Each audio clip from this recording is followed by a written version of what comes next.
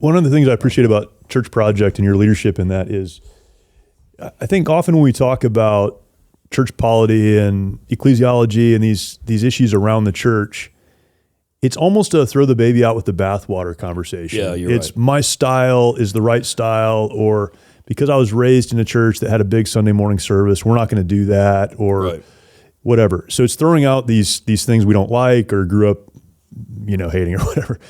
And what what you've done is you've taken this understanding, and as I read, the book of Acts, this is a lot of house churches, local congregations, local pastors meeting the needs of the people in their unique communities.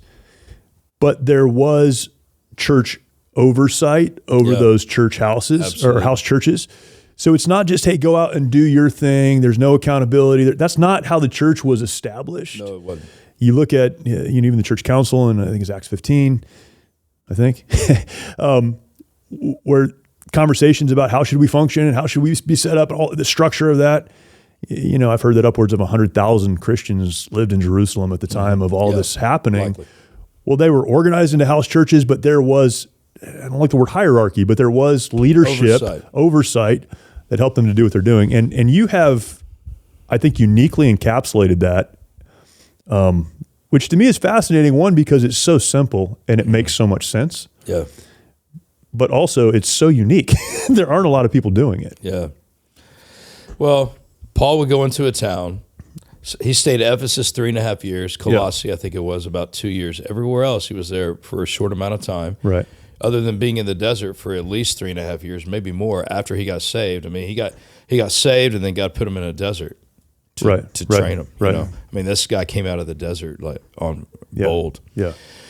And so when Paul would go to a town, sometimes as we read through Acts, he would be there for a night. Right. But when he'd stay up all night. He's like, I got one night to give you. I'm going to give you everything I got. And then the dude, I mean, what a man. Yeah. Get up and walk all day wherever he was going next with people trying to kill him and imprison him. So this dude was tough, which at some point, if you ever want to, we can talk about, should a pastor be tough or mild or both? Definitely. But I'll digress this here and say we have a lot of tough men in our church, and why is that? But so Paul would go somewhere to stay up all night.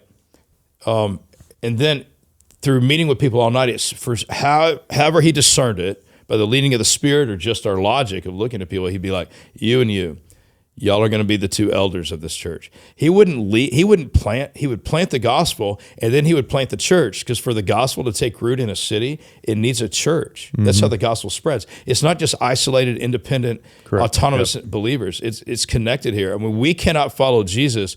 We cannot obey his commands without being in a local body. Yeah. All the things he's told us to do, they have to function in a local church. The church is universal, yes, and it's global, yes, and it's eternal, but it is also local. And we can't say we love Jesus' church if we don't love all of it, which is part of it is being local.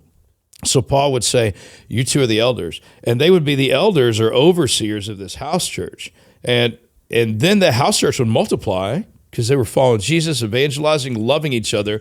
The way people love each other in a diverse discipleship community, which is a house church, it's diverse, older, younger, rich, poor, black, brown, Asian, white, married, unmarried, all living together. The house church that meets in the city, who's going there? All different kinds of people. Yeah. That house church would multiply, but the elders would watch over it. Then you'd see movements of house churches in a city, but the same common overseers. Yeah, good. Yeah, and so, one of the distinctions of a church rather than a group is that you have pastoral oversight. And so we have overseers, and then we have house church pastors who are essentially, Paul told Titus chapter 1, the reason I left you in Crete was to straighten out what's unfinished, meaning there's things in our church that need to be straightened out for all of us, and then appoint elders in every town as I directed you. So Paul telling Titus to appoint elders in every town. And so that's where we get house church pastors from, And that's an important distinction. And it's important because coming up the way that I came up, when you hear about a house church, this is just me, my experience. A house church was someone who became disgruntled with the church they were attending, pulled some of those people away, and now they're meeting Sunday morning. Yeah, absolutely. that's not a church. I thought house church were people like churned their own butter and made their own dresses, you know? So we have all these ideas of what that Children of the means, right? corn. Only homeschoolers. Yeah, Yeah, I mean, for me, house church would have been like, those are weirdo Christians, you know? Yeah, and they're angry about something. Yeah, and aren't we all? Yeah, you're right. But so the oversight, man, is so important. And I think that's what creates an environment where multiplication can take place. Well, that's awesome. Why I actually do not believe in house church. I believe in a church of house churches. That's good. Because the mission to reach a city, the mission is to reach a city with the gospel. Yep. When people get in an isolated house church, they're probably not being missional, which is a core component of a church. Right. We're evangelistically missional here. And so you can't be evangelistically missional if you're an isolated house church. But as a church of house churches, like together, like Church Project now, I mean, we can do damage in our city. Yeah. But as being one house church, or a lot of disconnected house churches, we couldn't do that. But now connected together, we're agile, we're simple. Yep. I mean, we have 1/4 the size staff that another church across our town has. That's the same size as us, right? Because I mean, we've distributed leadership. The DNA elements are, we've decentralized in primary, place, and priest.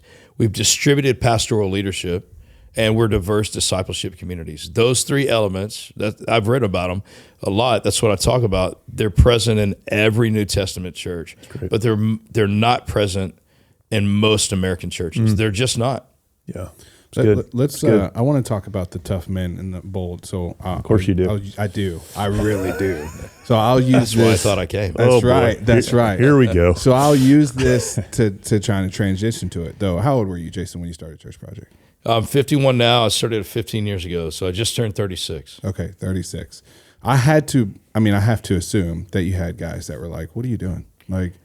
Did you have naysayers, guys who were like, this is a mistake? Like, I've had naysayers all my life in ministry. Yeah, and still. Till now, yeah. Of course, yeah. So let's talk about being bold in your convictions. Let's talk about, being tough, being strong, being resilient, which is a lot of what we talk about in the communities that we serve, right?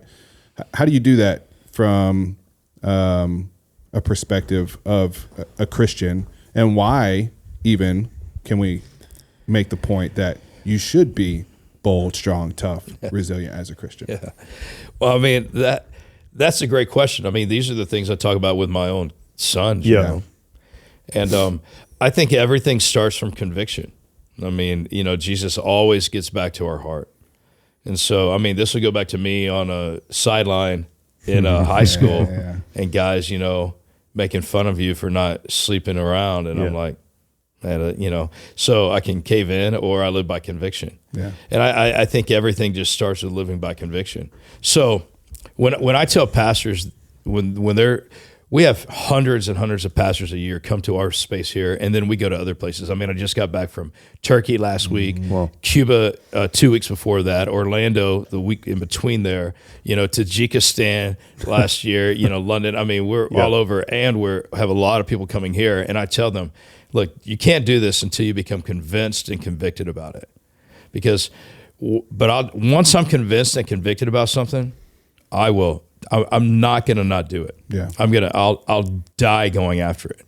And so for me, I became convinced over years that this was it. I mean, I got clarity. Not all of it. Some of the clarity came after we began practicing it. But I was convinced enough from all of my studies, and then I got convicted. So I'm like, I can't not do this. I have to do it. And so for me, I left a lot of security, a lot of future stuff. I mean, I risked everything.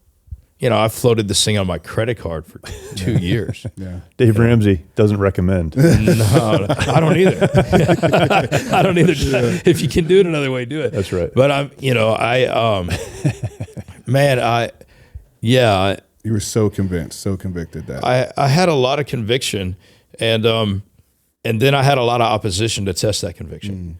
I mean, we had opposition from people in the city who weren't believers. Why do we need another church? I mean, people put you down. All you want is money. I'm like, look, if all I wanted was money, I know people have abused it. I get it. Sure. But I like to tell our church, there are more profitable and less painful things for me to do to get wealthy. There are other avenues to go after. And so, I just had to, I used to tell our team early on that I started building, I put my blinders on, my head down, earplugs in, and I'm going after this. I cannot listen to what people are saying.